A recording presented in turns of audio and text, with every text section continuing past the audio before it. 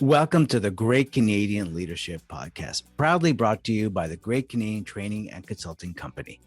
Thank you for joining us today in our search for what makes a great communicator.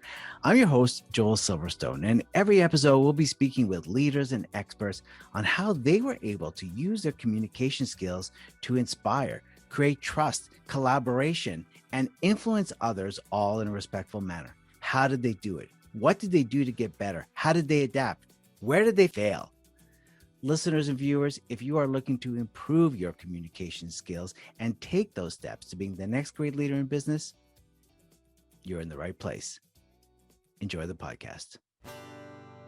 If you're a leader in an organization, whether you like it or not, you are in the spotlight and your people are looking at you to set the tone, and they will follow your lead. So what you say, how you say it, your body language, your actions, all this tells your teams if this is going to be a collaborative, inspiring, and safe environment or not so much. In this episode, our guest, Catherine Hayos, shares her own leadership experiences, and she also shares an enlightening story of two different leaders whose teams precisely emulated the tone and style of their leader. Catherine Hayos is a senior leader of learning and enablement at Optimus SBR, which is the largest mid-sized independent consulting firm in Canada.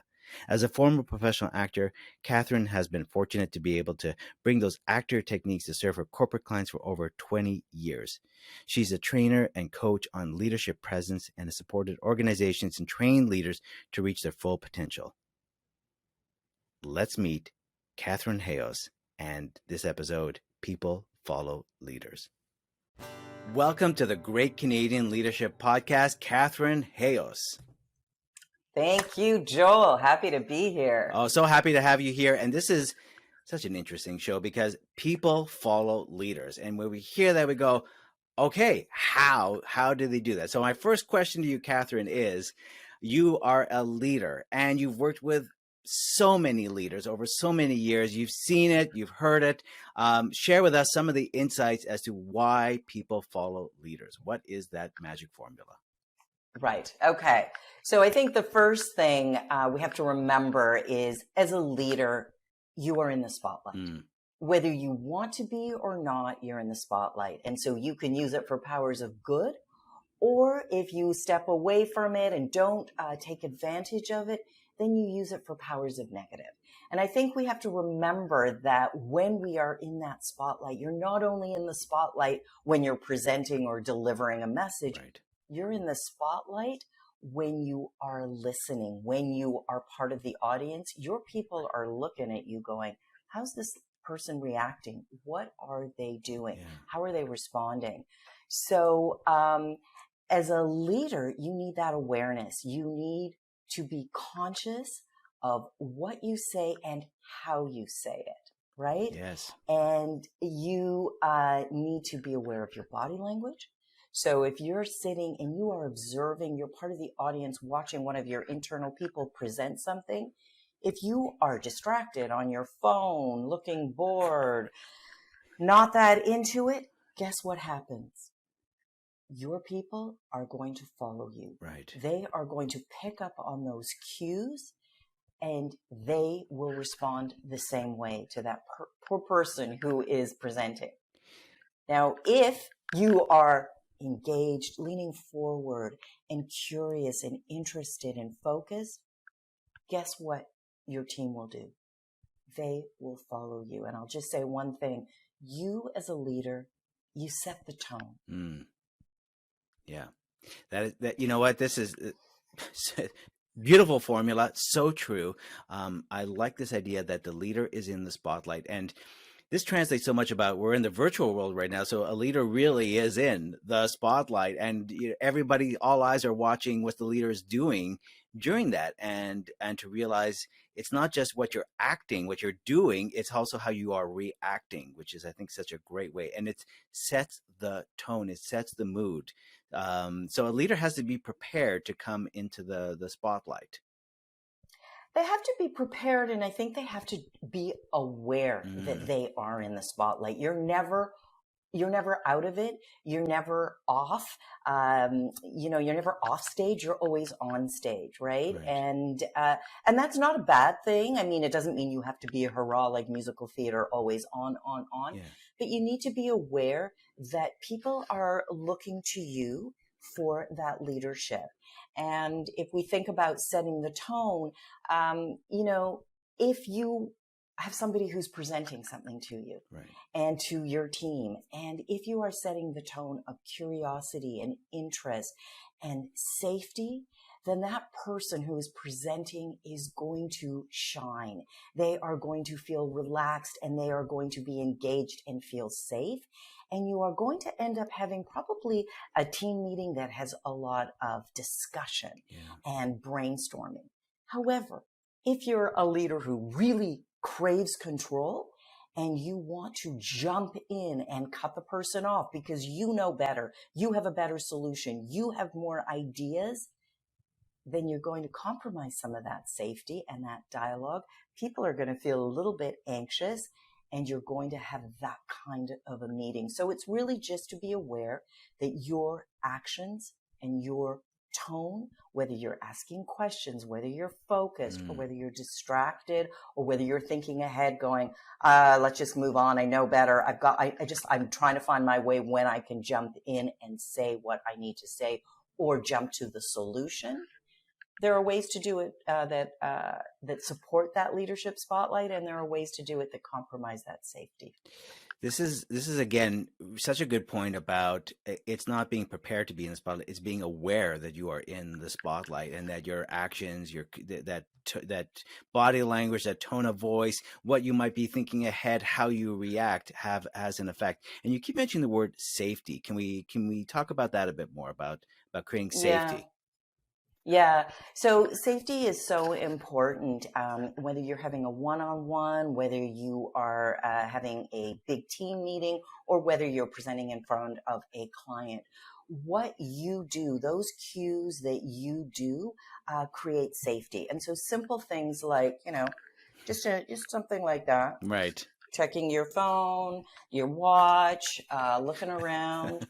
How does that make you feel, right? Yeah. If you are presenting, you're like, oh my God, I'm boring. Yeah. I'm speaking too quickly. I'm not hitting the right notes. If your leader is interested and they're nodding their head, looking around to the other team members and focused and smiling, then what does that make you do? That makes you feel like, okay, I can breathe. Maybe what I'm doing is right.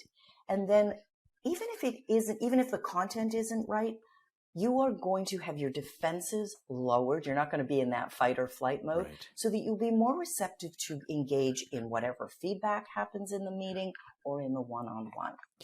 Yeah, safety is it is about setting that tone of that environment. People always say, "Oh, a leader should be inspiring, should be motivating." Well, how you do it is by setting the tone exactly by that. And my cat has just joined leadership. us. Oh, nice! I should get my dog. It looks very good on you. Thank you. So leadership does need to be inspiring and motivating, and so that's why. Really being aware as a leader that you don't want to jump too quickly to solution. Right. You want to let people have a voice, have a say, as you as a leader need to trust them enough with their ideas, because you know that when you're having dialogue, when people feel like their ideas are being acknowledged, then safety happens. And safety happens through that dialogue, and people get excited. And when people are excited about their ideas, when people think that you as a leader think their idea is pretty interesting or are willing to explore it, then you're engaged, motivated, and inspired. Catherine, you and I have worked, together for many years as well. And I think this will come back to something you and I have always shared about, which is that neuroscience of the oxytocin and the dopamine, right? Bingo. Yeah. Exactly. What is in your control? What is in your power to get that oxytocin and the dopamine flowing through yourself and somebody else? And how quickly from just a how quickly you can cut that off. Like I just said, by showing that you're not interested, not focused, or dominating the conversation, and just having someone have to listen to you in that kind of autocratic manner. And so this makes me think about, and I know you've shared this before with me, where you've witnessed yourself being on the receiving end of this with two different leaders and two different experiences. Same presentation, two different leader experiences. Do you want to share that with our listeners? Yeah. No, that was a big aha moment actually for me. I had a really big presentation, huge company. And, we had the boards, like these big, beautiful boards that we created, the PowerPoint. I mean, it was slick. And we go in to present to two, one is the CEO, like the top. And, it's a big, huge room. And I go in for my first presentation, and the leader is way at the back of the room, and he's eating his lunch, and he's on his cell phone. And I'm like, okay. And I'm trying to be my engaging, charming presenter. Right. And then the rest of his team are there as well, on the phone, eating their lunch, really way at the back of the room. And some people are up front. And so I deliver my presentation. Does not feel great. Like I am kind of sweating bullets, to be honest, trying to get people's attention, trying to ask questions and presenting what we thought was really good stuff. Right.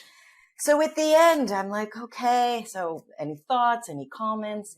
And then this guy at the back of the room just goes, it's great. Love it. Just what we need. Oh, dear. And I'm like, okay, great. I walk out. I was pretty nervous. I felt like a wreck. I was just like, wow, I felt awful, but this is what he said. Mm-hmm. Cut to a few days later, go in, deliver the same presentation to another leader. This leader walks into the room, no phone, no lunch.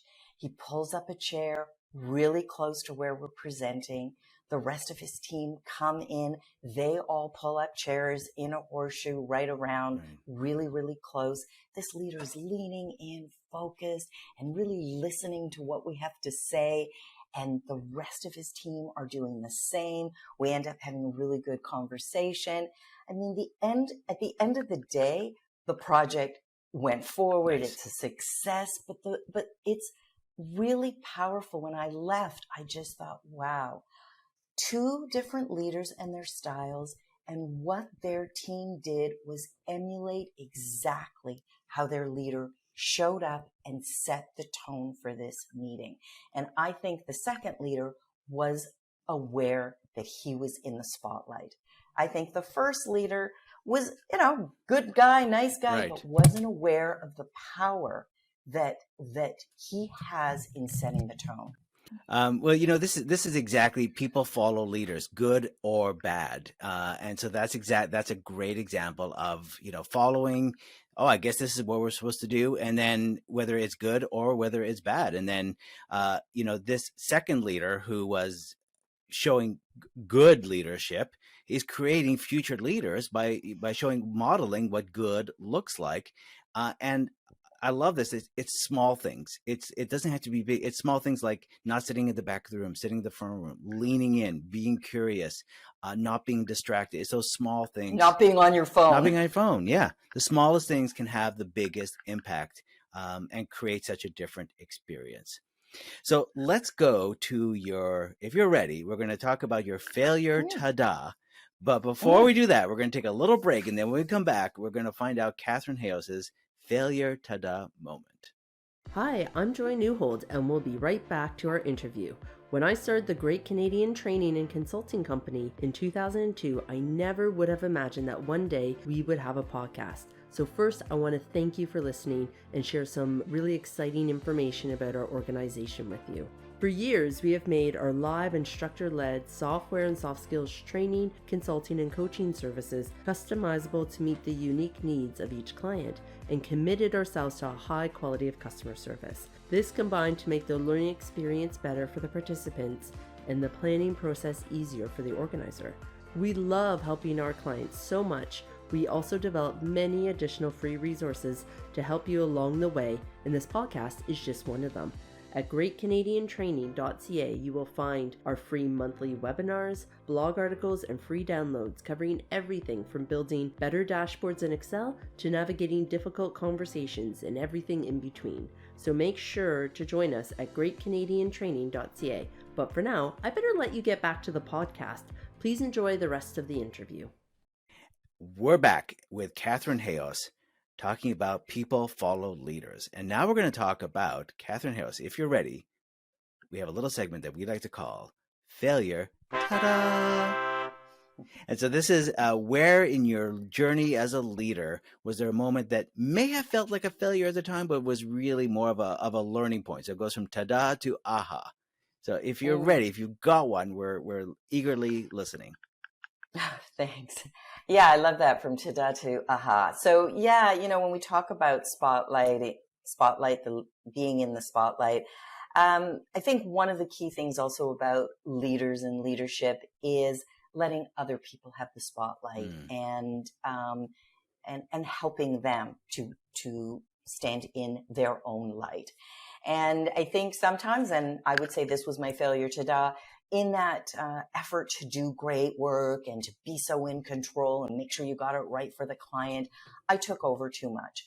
And I took over meetings because I wanted it to be great. And I was working with someone he was excellent, and he helped so much with the project, but he was in the background. And I think he was happy to be there. And I realized in hindsight, I should have helped him step into the spotlight, and I should have taken my foot off that spotlight gas and let him shine.